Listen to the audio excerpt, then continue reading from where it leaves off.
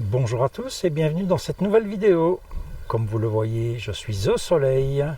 À l'extérieur du van, il y a un petit vent soutenu, un vent du nord-est 20 km/h, après-midi annoncé avec des rafales à 40 km/h. Et je suis pour ce week-end dans l'Aube. A tout de suite. Suite à ma sortie de la semaine dernière à la Côte d'Opale et en Normandie, je n'avais qu'une hâte, c'était revenir en France. Parce que même si cela ne transparaît pas dans mes vidéos, pour moi la France reste une destination de tout premier choix.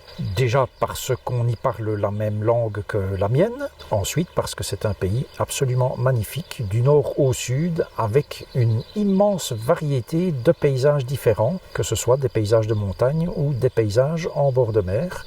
Voilà, c'est absolument magnifique. Et quelqu'un m'a fait une remarque que j'étais relativement grinçant vis-à-vis de la France. Alors il est évident que moi, je ne peux pas passer sous silence les choses qui fâchent, comme le prix du carburant ou encore les barres de hauteur. Hormis cela, il est évident que j'adore la France. Regardez le lieu dans lequel je me trouve, ce n'est pas un paysage grandiose tel qu'on peut en voir dans les Pyrénées, en Ardèche, en Auvergne, etc.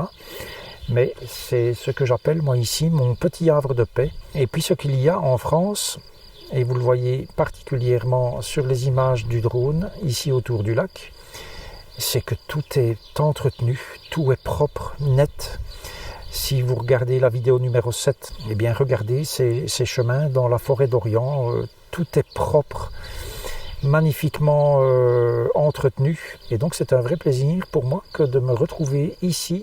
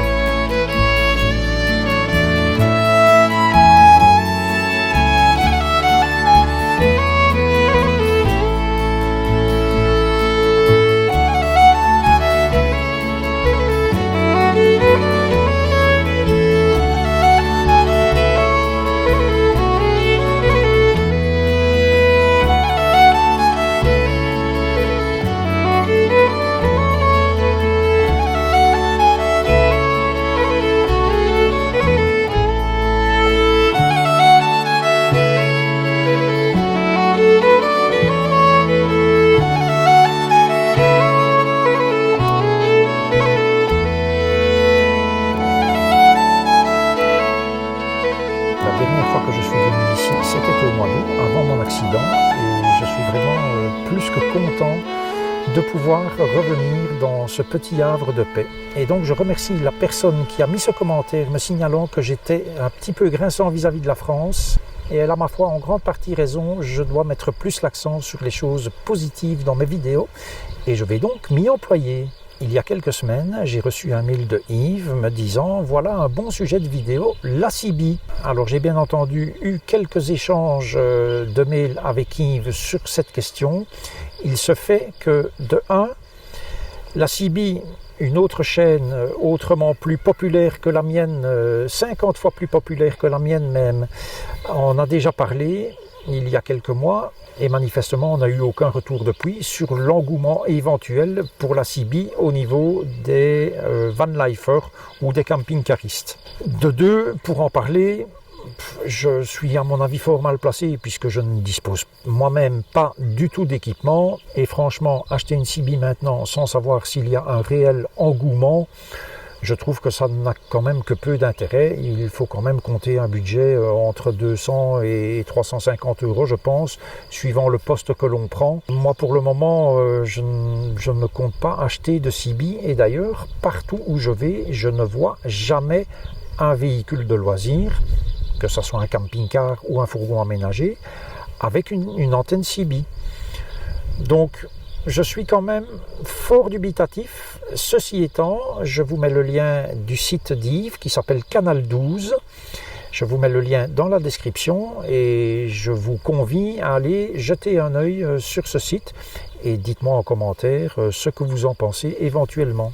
J'ai également reçu en commentaire une demande pour que je mette les liens des produits de nettoyage que j'utilise. Si j'ai bonne mémoire, j'avais parlé de ces produits de nettoyage dans la vidéo numéro 5. Donc je vais mettre en description de cette vidéo le lien vers les différents produits que j'utilise pour nettoyer mon véhicule. Tout à fait autre chose, pour aider encore un petit peu les Sumo Springs dans leur travail à l'arrière, j'ai décidé de rouler un petit peu sous-gonflé par rapport à ce qui est préconisé. Il est préconisé de rouler à 5,5 kg, c'est-à-dire la pression maximale autorisée sur les pneus. J'en ai parlé à mon marchand de pneus, bien entendu, pour voir ce qu'il en pensait. Et en fait, quand j'ai remis mes pneus été, il avait gonflé les pneus à 5 kg, malgré l'étiquette qui mentionne 5,5 kg. Et bon, je lui avais dit, écoutez, il est marqué 5,5 kg, donc il faut mettre 5,5 kg. Et il m'avait dit, oui, mais bon, c'est quand même fort dur. Il ne faut pas oublier qu'en roulant, les pneus prennent quand même au minimum 2 à 300 grammes, donc on arrive à 5,8 kg. Et ça devient effectivement fort dur. Et donc, j'ai décidé de rouler à 5,2 kg, donc 300 grammes de moins que ce qui est prévu, parce que après tout, je ne suis pas à la charge maximum. Et ma foi, je ne m'en porte pas plus mal. On gagne un tout petit peu en souplesse quand on passe sur des bosses ou sur des trous. Je pense que je vais faire pareil à l'avant. Je vais dégonfler un petit peu, enlever 200 ou 300 grammes. Et tant que maintenant, j'ai fait 3000 km comme cela et je n'ai pas vu d'usure anormale sur les pneus. Je reviens également sur ma solution pour la connectivité Internet. Donc j'avais mentionné dans une vidéo relativement récente que j'avais placé une antenne boule sur le toit. Donc cette antenne, elle est à demeure. Elle n'a bien évidemment aucun problème, comme certains pourraient vous le faire croire, aucun problème de qualité du plastique en étant sous la pluie et puis au soleil et puis sous la pluie au soleil, etc. Il faut dire que moi je la passe quand même avec un petit peu de silicone, le même silicone que ce que je mets sur ma moto pour protéger tout ce qui est plastique et même métal, hein. Et donc j'ai cette antenne boule sur le toit et mon routeur Netgear. J'ai pu expérimenter ça maintenant en dehors de Belgique pour la première fois depuis que j'ai ce système. La semaine passée en France et ici à la ferme du lac de la Forêt d'Orient où j'ai un signal relativement mauvais avec mon smartphone ou ma tablette. Et ma foi, avec ma solution Netgear plus l'antenne sur le toit, ça fonctionne magnifiquement bien. Jusque maintenant, je n'ai pas eu le moindre problème. Et l'autre gros avantage de cette solution, quoique d'aucuns puissent en penser, par ailleurs, c'est que elle est fixe. Donc je n'ai pas une antenne à venir ventouser sur le côté du véhicule ou Dieu sait où. J'allume le routeur et après 1 ou 2 minutes, quand il est initialisé et qu'il a récupéré un signal, je peux l'utiliser. Et enfin, dernier point, je vous montre cela tout de suite. comme vous pouvez le voir, la petite Maya m'accompagne. Ma compagne aussi d'ailleurs. Et j'ai donc encore ce week-end, comme quasiment tous les week-ends, la garde de Maya.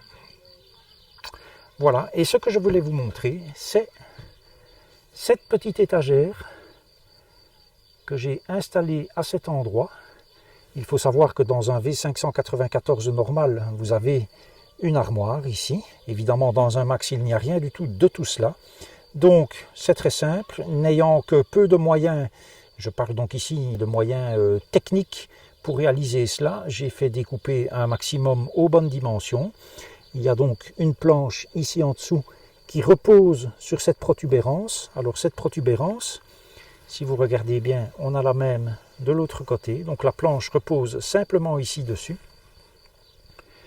Et puis il y a un petit rebord. C'est vissé et collé. Et j'ai mis 2 élastiques pour que les affaires ne tombent pas. Ça permet à ma compagne, quand elle vient avec moi, comme c'est le cas pour ce petit week-end, de ranger ses affaires. Et moi j'ai un emplacement là pour ranger encore quelques petites affaires également. J'aimerais bien à l'avenir remettre une deuxième planche ici en dessous pour faire encore un rangement supplémentaire. Voilà, petite modification qui n'entraîne pas de conséquences particulières au niveau du van, si ce n'est la vis qui est là. Donc ça forcément c'est un trou dans la paroi à côté du frigo et une vis ici en fait. Et c'est la seule vis qui tient la planche puisque de l'autre côté elle repose. Donc voilà, uniquement 2 vis, pas de dommages. Le jour où je dois remettre ce van dans son état d'origine, c'est-à-dire en version max, il n'y aura quasiment rien qui se verra. Cette courte vidéo touche maintenant à sa fin, mais c'est un déplacement d'un week-end seulement, donc déplacement très court en temps, je vais dire, relativement court en kilomètres. Ce n'est pas très loin de mon point d'attache habituel. Il faut compter un petit peu moins de 4 heures pour venir ici, donc ça reste raisonnable. Surtout pour profiter d'un cadre pareil. Je peux déjà vous dire que j'ai hâte de revenir en France. Je ne sais pas encore quelle sera la destination et je pense que cette fois, ce sera un déplacement un petit peu plus long. Je vous dis à la prochaine et d'ici là, prenez grand soin de vous. Et voilà. C'est fini la vidéo, oui, c'est fini la vidéo. Miam, miam, miam, miam, miam. Ouais. Moi, c'est une grosse. Dis bonjour. Bonjour, je m'appelle Maya. Bonjour, je m'appelle Maya. Salut les amis.